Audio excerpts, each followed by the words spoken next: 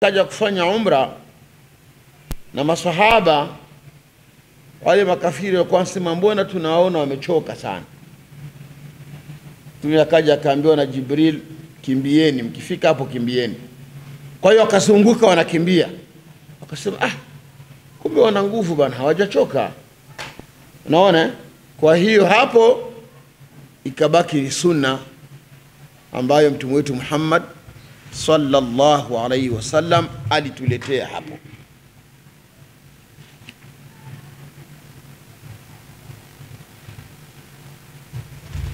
Kwa hiyo tuna jambo ambalo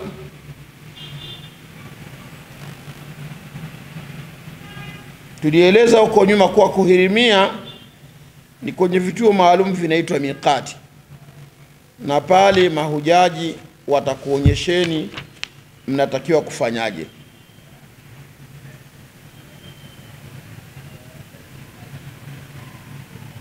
Hapa Sheikh alikuwa anaeleza baadhi ya ibada ambazo kutia nia. Huwezi kutufu bila udhu, lazima uwe umetawadha, na tawafu huwezi kutufu bila udhu, lakini nia lazima itamkwe.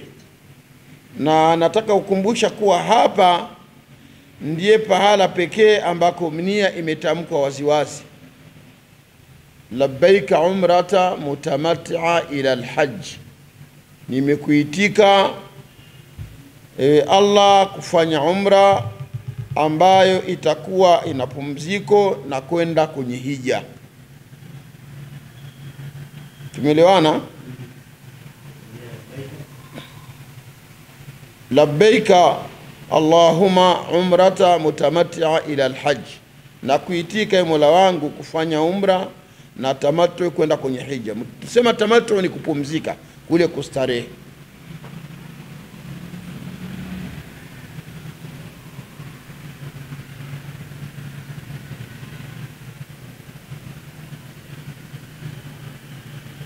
Hapa Sheikh anatoa maelezo, anasema mtu atamaliza namba 14 kwenye kitabu chetu. Sasa hapa tuna pale pameandikwa kufanya umra namba 14.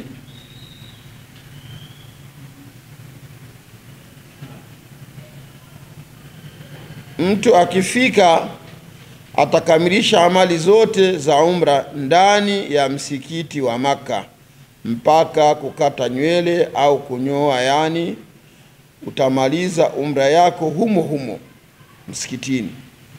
Ni kwamba yale maeneo ya tawafu yako msikitini, Safa wal Marwa iko msikitini upande huu wa kulia, na kwenda unarudi. Ukitoka hapa ni msikitini hapo hapo, kuna vinyozi wamekaa pale wanakaribisha, karibu wako pale. Sehemu za kunyolea ziko nyingi tu, wewe unaamua na kuuliza unanyoa kipara au unapunguza. Kama unapunguza anakupunguzia na mashine tu kiasi, kama unanyoa kipara anakunyoa na wembe. Anasema shughuli zote hizi zitamalizikia pale ndani. Ukitoka pale ndani hapo unahesabika umeisha maliza umra kama nilivyoeleza jana. Kwa hiyo unakwenda kupumzika.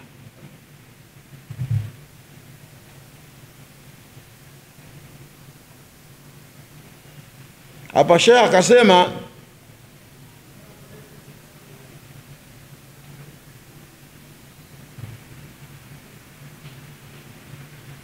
inachukua masaa 2 au 3 tu, pengine chini ya masaa 2 au 3. Hapa ni masuala ya kwenda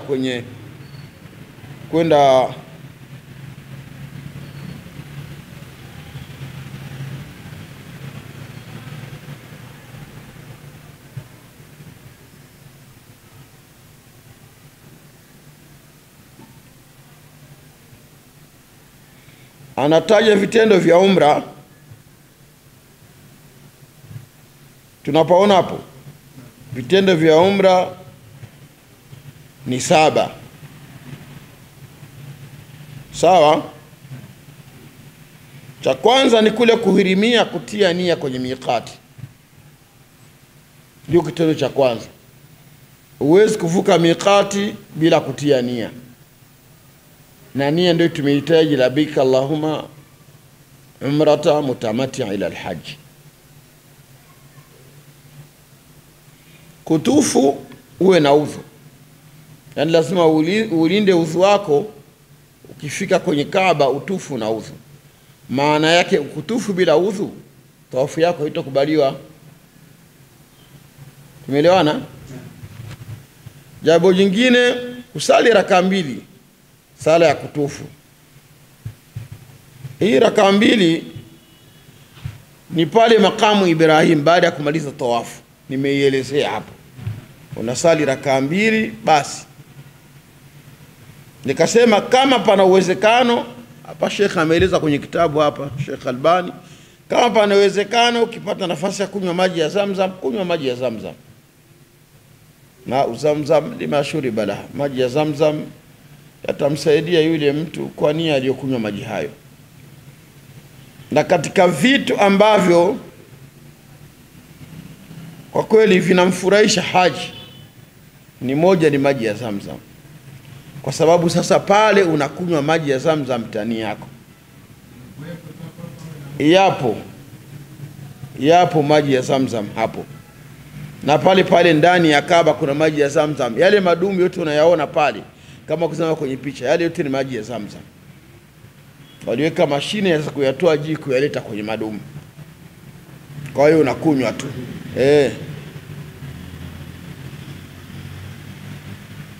Kwa hiyo unapokwenda sa'i baina Jabal Safa na Jabal Marwa, yani ndio sa'i hiyo. Inna Safa wal Marwa min sha'irillah. Waman hajja albayta aw iltamara fala junaha alayhi yatufa bihima. Atakayekwenda kuhiji au kufanya umra sio vibaya akafanya nini? Akatembeza ashwati hizo. Asikose kwenda Safa wal Marwa. Nilisema unaanzia hapa Safa unakwenda Marwa, unarudi, unakwenda, unarudi, shautu zake hizo 7 unakuwa umaliza. Hapo kinachofuata ni kunyoa au kukata nywele. Jana tukasema kuwa ni vizuri kwa wanamume ukanyoa kabisa upara. Sababu Mtume sasa kama tulivyoeleza aliwaombea walionyoa upara mara 3, ya mara 4 ndiye akasema na waliopunguza. Nikaeleza habari za kina mama wenyewe wanakata tunywele kidogo tu. Sawa? Kunyoa ukata nywele. Hapa mwanamke anasema hapa kufungua ihram. Mwanamke hanyoi,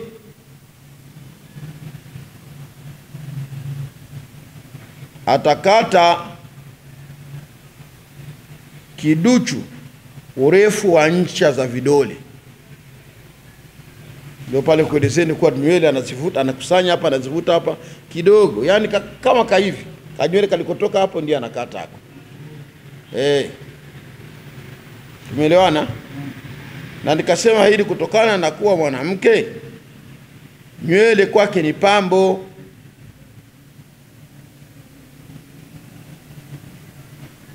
Tumeelewana ndugu zangu?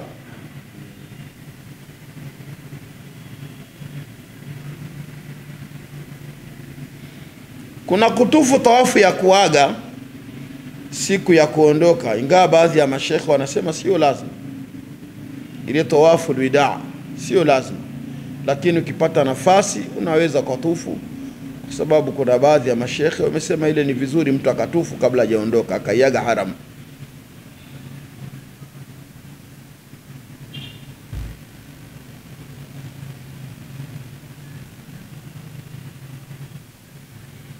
Hapa ndiye Sheikh anasema waliongojea kuhiji hatufanya tawafu ya kuaga mpaka akamilishe ibada zote za hija. Kwake sio lazima kulinganisha na hizi ibada zingine. Yani sio lazima tawafu nani, tawafu alwida, kuaga. Sasa tuna tawafu alqadum, kuna tawafu alifadha, alafu kuna tawafu ya kuaga, nataka kuiaga, sema sio lazima. Sasa unaingia kwenye ibada za hija.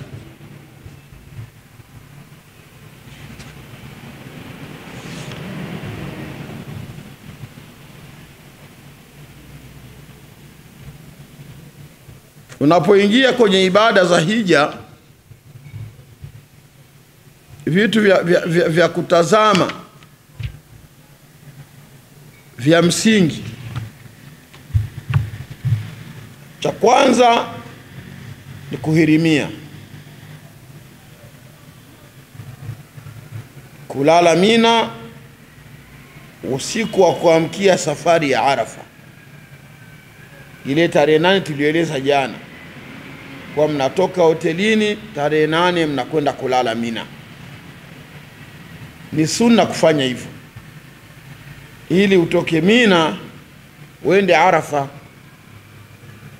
na hapo yanakuja mabasi, na kwa saa 3 saa 4 mmesha kunywa chai, inaanza kusomba kulingana na magrupu na mabasi ambayo mashirika yanakuwa yamewakodishia watu. Mabasi yamo kwenye nauli zenu za hija, yanakuja mabasi mazuri tu, mnajaa humo.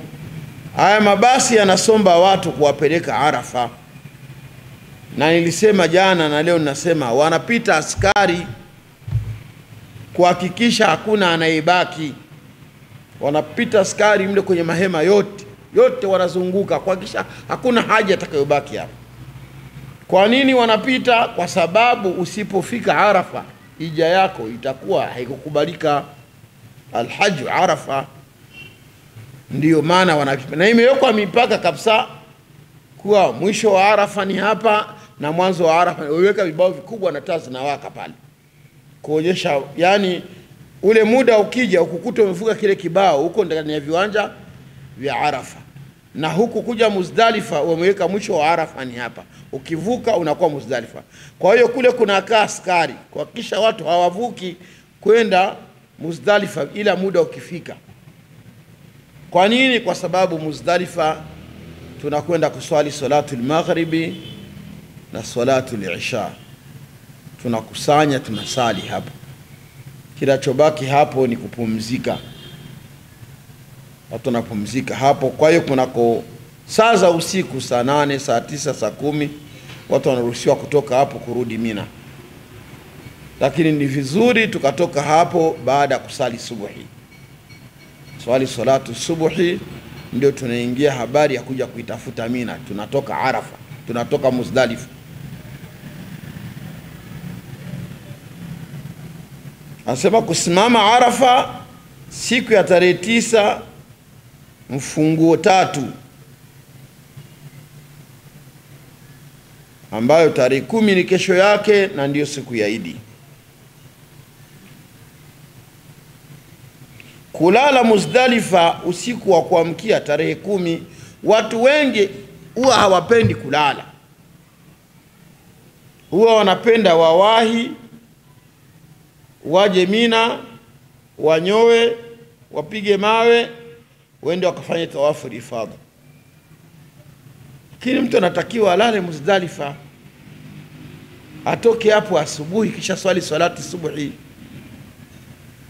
ndiye atoke hapo. Kwa hiyo hapo ni nafasi ya kuwapa nafasi wale wanakusaidieni hizi ibada, kwa jamani tunalala hapa asubuhi, tukiamka tunaswali subuhi, baada ya subuhi tunakwenda zetu Mina. Hii kwa sababu ni siku ya Idi, watu wengi wanataka wamalize ibada hiyo ya siku ya Idi wawahi kuja kupumzika. Sababu mmekaa Arafa, mmekuja Muzdalifa, mmelala, mmeamka asubuhi, mmesali subuhi, mmerudi Mina. Hiyo ndio siku wanachinja, na wewe unanyoa, unakwenda kufanya tawafu ifadha.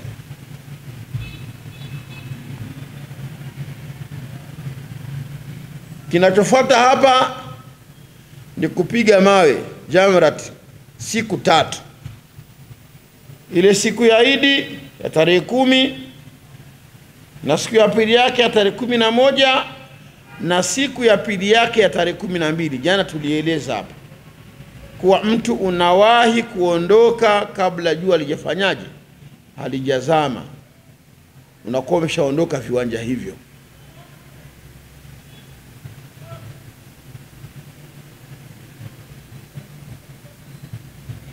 Na kuna swala la kuchinja kwa hija ya tamattu au qiran. Na sisi wenye kutoka nje ya miji hiyo ya karibu na Kaaba, hija yetu ni ya tamattu, ni ya kuchinja. Mtu akitaka kwenda kushuhudia kuchinja mnyama wake, nafasi ipo, lakini watu wanalipa hizo la benki. Hiyo ni huduma ya serikali ya Saudia, inachinja wanyama hayo.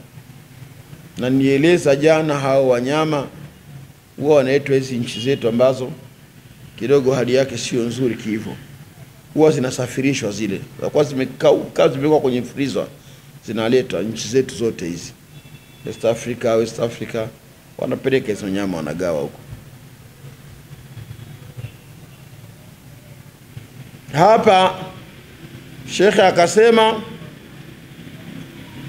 namba 8, kutufu tawafu al-ifadha. Hapa umeisha nyoa, umeisha chinja, unarudi Maka, unafanya kwenda kufanya tawafu al-ifadha.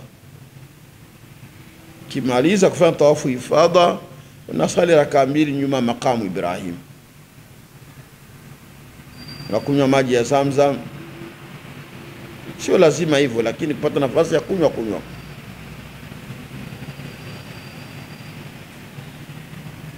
Hapo Sheikh anasema anakwenda kwenye, baada ya kumaliza tawafu hiyo, unakwenda baina ya Jabal Safa wa Jabal Marwa, Safa wal Marwa. Hapo nipaeleza hizo hatua. Unakwenda, ukitoka hapo unarudi kulala Mina.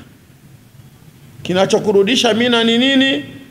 Ulale ili upige mawe siku ya 11. Basi kulala Maka, umemaliza na kuja kulala Mina ili asubuhi uamke ndio kapige mawe siku ya 11 na ya 12. Kwa hiyo hapo ukiweza kutoka basi unatoka.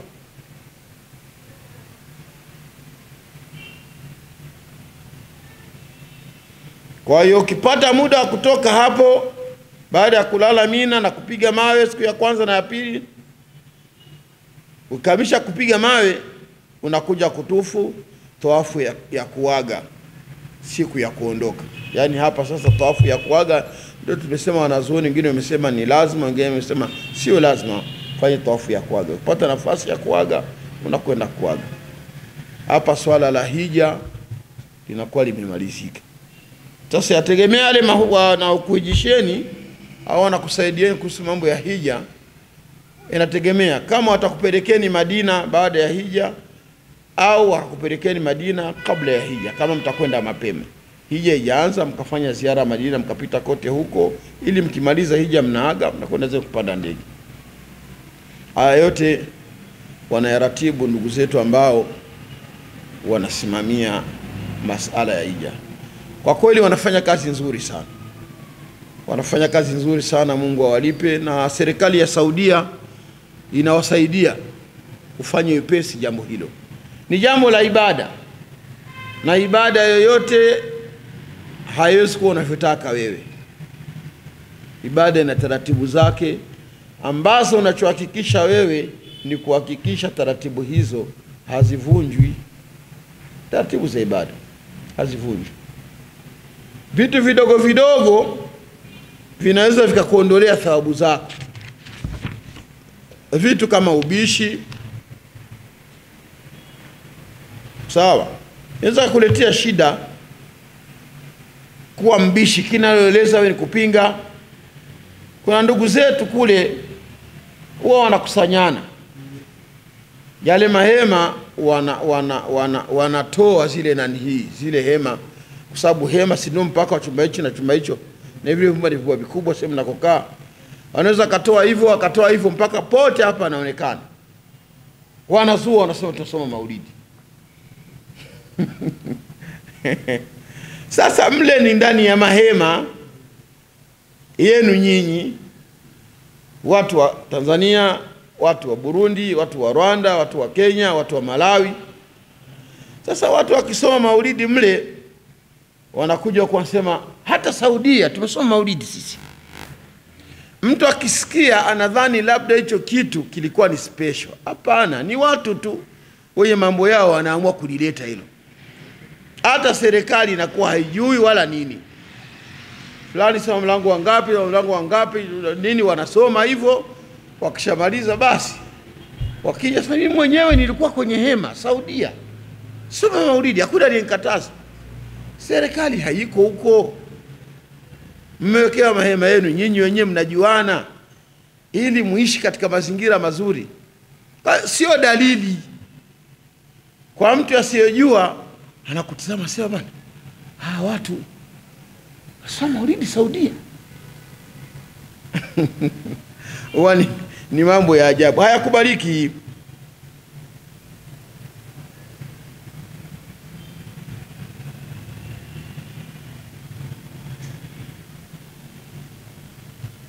Nadhani tusimame kwanza hapo inshallah.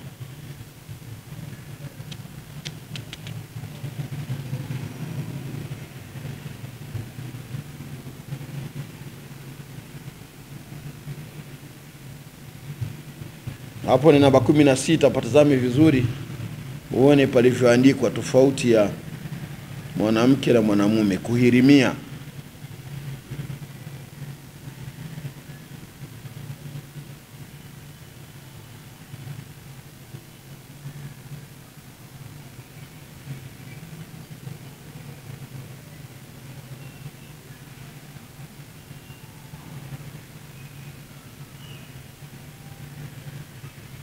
Unaona hapa kuna makatazo ya kuvaa nguo zilizoshonwa. Yale ni mashuka mawili tu ambayo unayavaa. Mimi nilikuwa nayo sijui niliagawa nikafanyaje, lakini nilikuwa nimekuja nayo. Ni mashuka yenye muundo kama wa taulo lakini makubwa. Ukiwa ni mtu mdogo unaweza kujifunga hivyo, ukajifunga mpaka huko. Ndio maana wakaweka mikanda pale, ukifunga na mkanda wako inakuwa imekaa vizuri sana, kwa sababu huvai kitu kingine zaidi ya hiyo shuka moja ya kufunga chini na moja ya kujitupia juu. Na ufuniki kichwa kinakuwa kiko wazi. Unachoacha ni bega la kulia ndio linakuwa wazi. Mwanamke huvaa nguo anazotaka tu za kawaida, ziwe za stara ya Kiislamu, lakini hafuniki uso. Yeye anafunika kichwa lakini hafuniki nini? Havai niqab. Mwanaume havai chochote kichwani, lakini mwanamke anajitandia lakini hafuniki uso.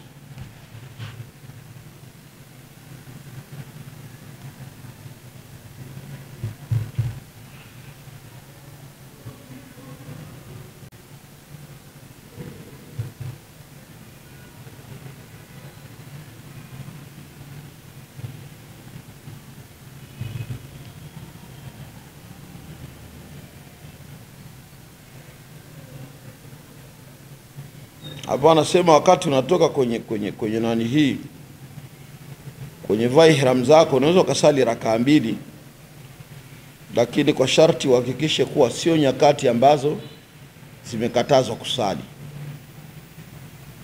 Sio nyakati ambazo zimekatazwa kusali. Nyakati zimekatazwa kusali ni ile sawa baada al-asr. Uweze kusali nyakati hizo. Kama ni adhuhuri, sali hapo rakaa 2. Kwa hiyo inapendeza kama unaweza baada ya kuswali, baada ya kusoma alhamdu, ukasoma qul ya ayyuhal kafirun, ukasoma tena alhamdu, ukasoma na qul huwallahu, hizo rakaa 2. Inapendeza, yani ni mustahabu. Imetajwa ni mustahabu kufanya hivyo kama utakuwa una nafasi nzuri. Na hapa Sheikh anasema usisahau ukinywa maji ya Zamzam usikose na kujimwagia kichwani kama utapata nafasi nzuri. huwezi kuwakera watu. Unakunywa, mwingine unamwagia kichwani wajipaka.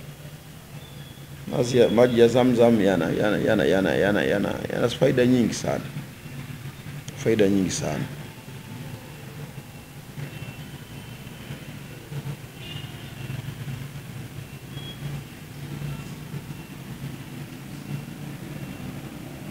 Unaona namba 4 hapo.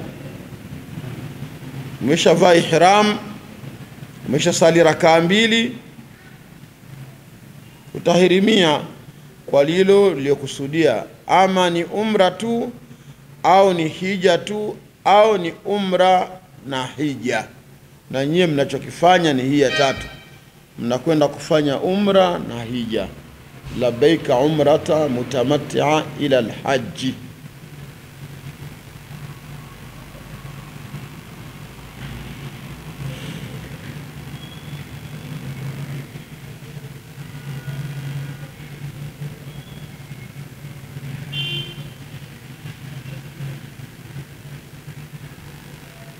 Sali rak'atayn lillahi ta'ala, Allahu akbar. Na sali rakaa 2 kwa ajili ya Allah subhanahu wa ta'ala. Basi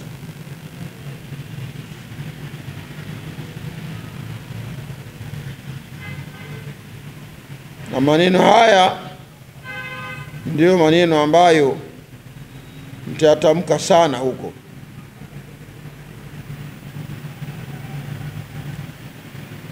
Labbaik Allahumma labbaik, labbaik la sharika lak labbaik,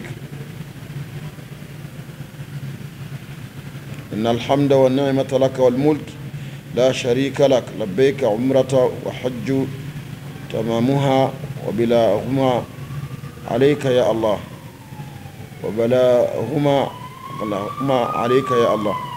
Haya ni maneno ambayo mtu akiwa kule anaweza kuwa anayatamka. Lakini nia ndio kitu kikubwa. Ukishajua mimi ninafanya umra na hija, nia hiyo ukishaiweka ukaitamka, basi usilazimishe lazima utamke maneno ya Kiarabu. Lakini ukiweza kuyatamka, basi yatamke. Nimekuitika ya Allah kwa kufanya umra na hija. Labbaik Allahumma al-umrata mutamattia ila al-hajj. Na tutakuwa na walimu wetu wako huko, akiwemo shekhe wetu Sheikh Hamza Mansuri, mtakuwa naye. Popote pale panakutatiza, basi unamuuliza, hakuna shida. Kuna mtu ana swali lolote anataka kuniuliza, funua kwenye kitabu humo. Unaweza kupata jambo ambalo hujalielewa vizuri.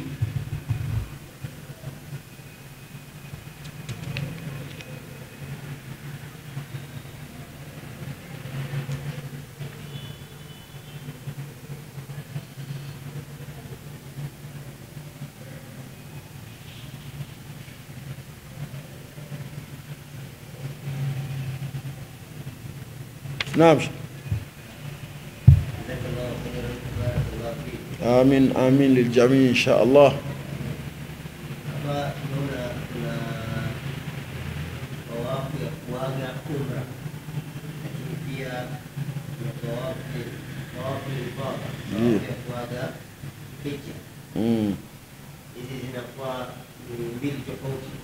Ni mbili tofauti.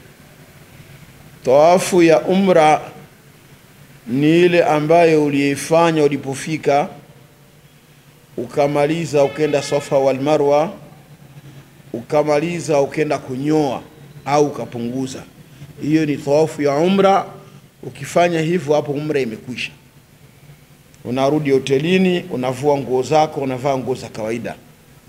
Ikifika tarehe 8 unavaa ihram zako, ndio unakwenda Mina, unakwenda kulala Mina. Kwa hiyo sasa hapo unakwenda kwenye hija.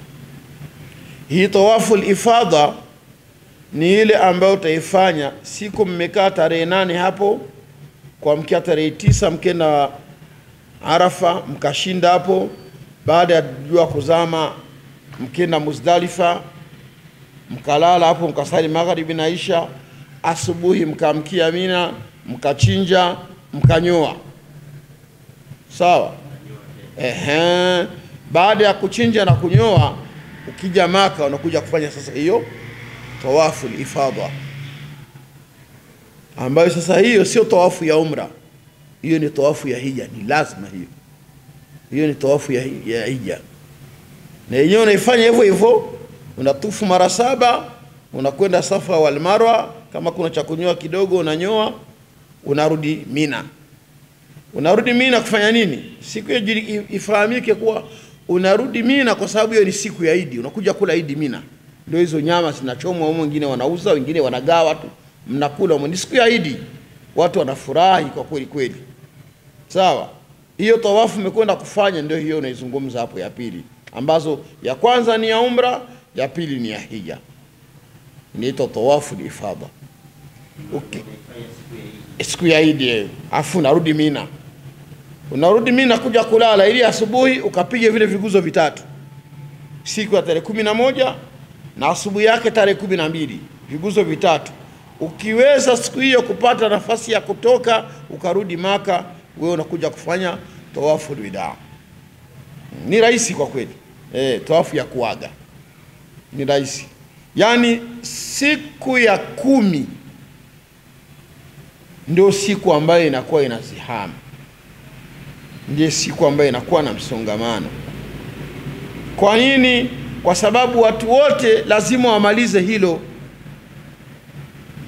lazima uchinje, unyowe, uje Maka kufanya tawafu al-ifadha. Sasa ukisharudi, ukikaa huko Mina kule, watu kila mtu anakwenda kwa wakati wake, anakwenda wanapiga, wanarudi, kwa sababu ukishapiga vile viguzo vitatu unarudi kulala Mina tena. Kwa hiyo kuna wengine mavipi, tumeshapiga, na kutoka pale kwenda hapo sio sehemu ya gari, ni sehemu ya karibu tu, mnatembea tu, kiguzo cha kwanza, kiguzo cha pili, kiguzo cha tatu, mnageuza, mnarudi kulala Mina. Mnakuja kulala Mina, hiyo ni tarehe ngapi? Tarehe 11. Mnalala mpige tarehe 12 kisha mtoke. Unaona, inakuwa ni rahisi sana, ni rahisi sana. Naam Ustadh Muhammad. Ndio.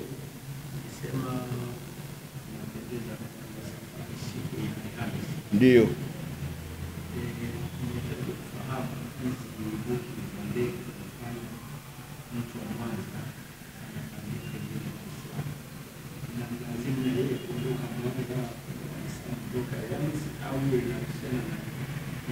Kuondoka Dar es Salaam kwenda Maka kwenye ibada, hapo unaweza kuondoka siku yote. Wamependekeza hivyo kwa sababu Mtume wetu Muhammad sallam akipenda kusafiri siku ya Alhamisi.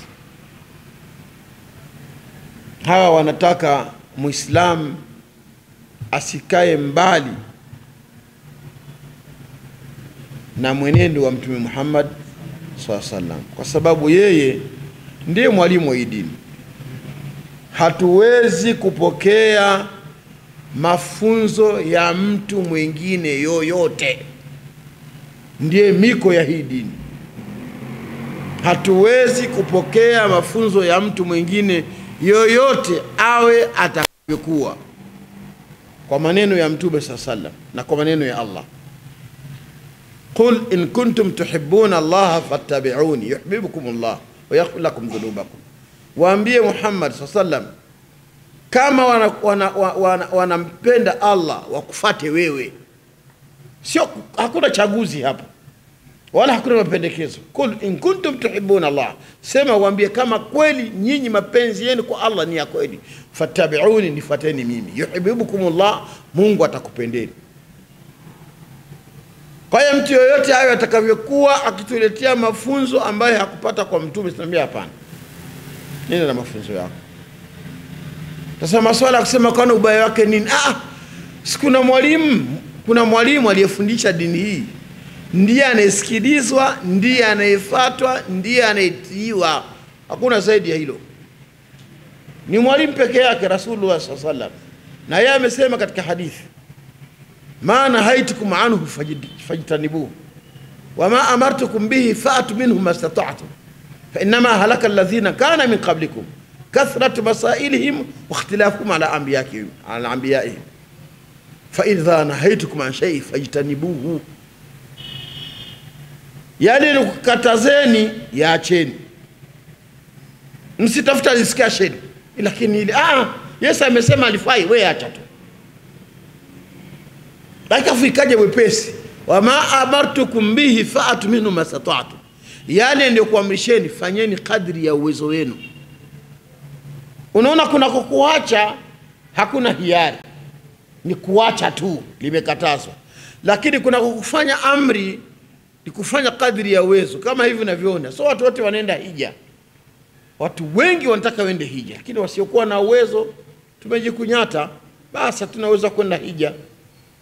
Yale ni kuamrisheni, fanyeni kadri ya uwezo wenu, si vinginevyo. Sikieni na mzingatie, waliangamia waliokuwa kabla yenu kwa sababu ya kuuliza kwao mitume wao. Anauliza na jibu anasema hamna, mbona hivi, hamna, alafu ikiwa hivi. Hayo kathratu masailihim wa ikhtilafu ma'ala anbiyaihim, na kupingana kwenda tofauti, wanakhtilafiana na mitume wao. Kisha akamaliza akasema, fa idha nahaitukum an shay'in, chukweni tahadhari sana, nikiwakatazeni jambo, fajitanibuhu, liepukeni. Sasa hii ndo falsafa ya kulinda dini,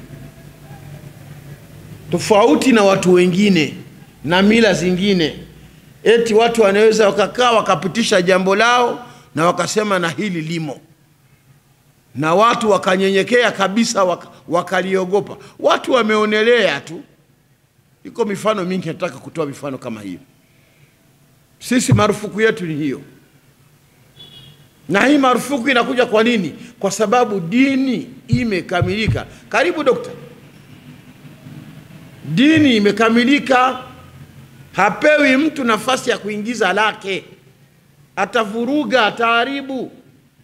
Kitu kilichokamilika, ukiongeza kitu kingine, kile cha pale unakireplace, unakitoa. Na akasemwa mfano wake ni mfano wa ndoo iliyojaa. Ndoo imejaa mpaka mdomoni. Ukisema uingize maji mengine mle, unalazimisha yaliyoko yamwagike. Unaona falsafa yake? Unalazimisha yale yaliyoko mle yaliyojaa yatoe nafasi, kuyaacha hayo yanaingia. Sasa kitu kama hicho hakikubaliki katika dini yetu. Hayo ni marufuku mabaya sana. Mtume sallallahu akishasema, uweze ukasema shekhe unaonaje, kwani kuna ubaya gani, kwa nini? Hakuna kitu hicho, hakuna habari za kwa nini. Hakuna kabisa, kwa sababu yeye Rasulullah sallallahu alaihi wasallam ndio mwalimu wa dini hii. Akili za mwanadamu, kuna vitu ambavyo zikuwe zitakavyokuwa haziwezi kuamini vitu hivyo, lakini imani italazimisha akili iamini hivyo. Yako mambo ambayo katika dini ukitumia akili huwezi kupata majibu, lakini imani itakupa majibu. Kwa mfano, sisi tunaamini Ahlus Sunna wal Jamaa, mtu kaburini anaadhibiwa kulingana na matendo yake mabaya, na mtu kaburini ana neema na kheri kulingana na matendo yake mazuri. Lakini pale kwa ile kaburi tunaweza tukachimba, tukatoa mifupa ya mtu, tukaiweka pembeni, tukamzika mwingine, tunaamini anaadhibiwa. Sasa kitu kama hichi akili haiwezi kukubali. Sasa shehe unasema anaadhibiwa, hii mifupa si sasa mimi, yani kwa akili haiwezi kukubali, lakini imani itakubali. Ndio maana unaona antu'mina billah, ni kumwamini Allah na anayesema wa malaikatihi wa kutubihi wa rusulihi wal yawmil akhir wa tu'mina bil qadari khairihi wa sharrihi.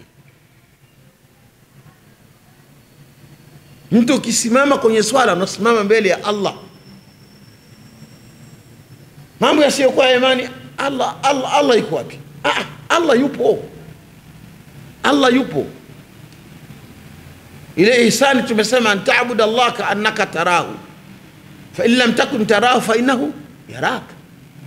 Ihsani ni kumwabudu Allah kama unamvyomuona, kama unamuona, yani unatekeleza maamrisho yake kama yuko hapa, unaogopa usifanye asilolitaka. Ikaja fa in lam takun tarahu, kama wewe unadhani humuoni, fa innahu yaraka, yeye anakuona. Allah anakuona. Allah analijua jani linalodondoka usiku wa manane wa kiza totoro ndani ya msitu. Allah analiona hilo hapo limedondoka, liko hapo. Allah anamsikia mdudu chungu anayenong'ona ndani ya shimo lake usiku wa manane. Mdudu chungu wa Tanzania, wa Komoro, wa Rwanda, wa Kongo, Allah anajua.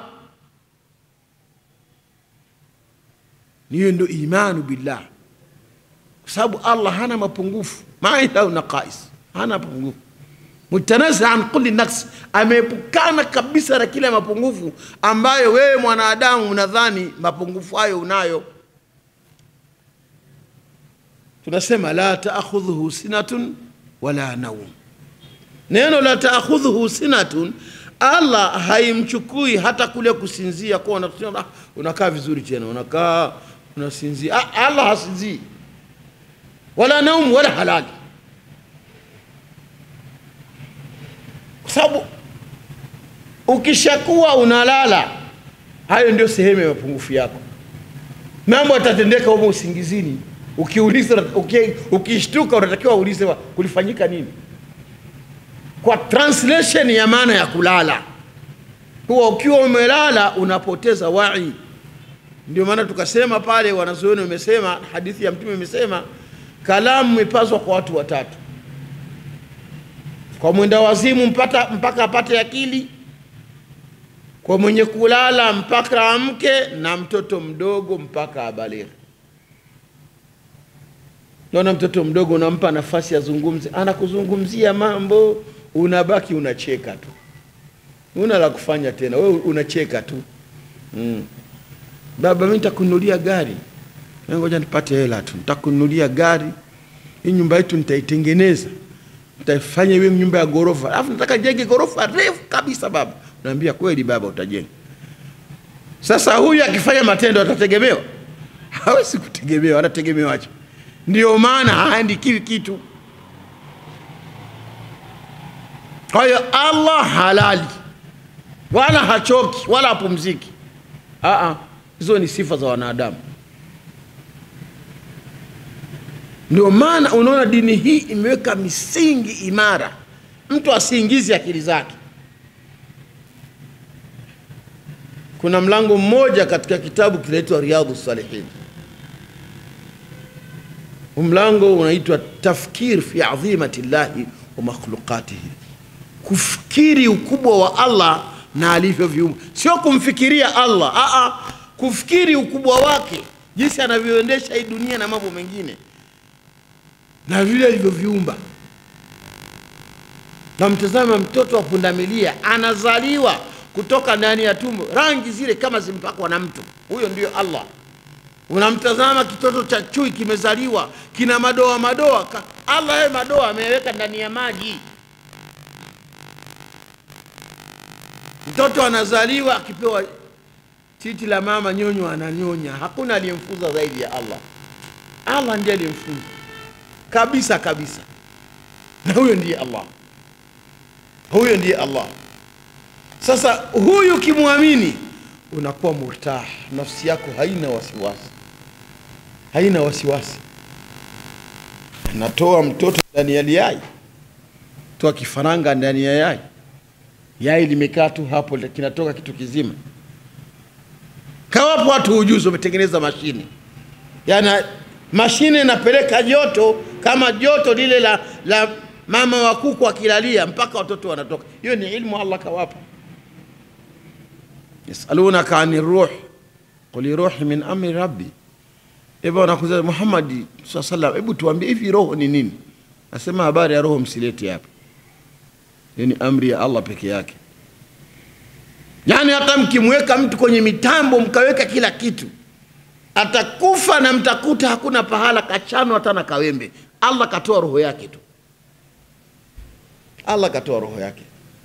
Wanakuuliza kuhusu roho, waambie roho ni amri ya Allah. Hamkupewa elimu isipokuwa kidogo tu. Hatuna mtafiti anaweza kuja akatuambia sasa hivi pale ziwa Victoria lilipo lina samaki wangapi. Hayupo, sio kazi yake.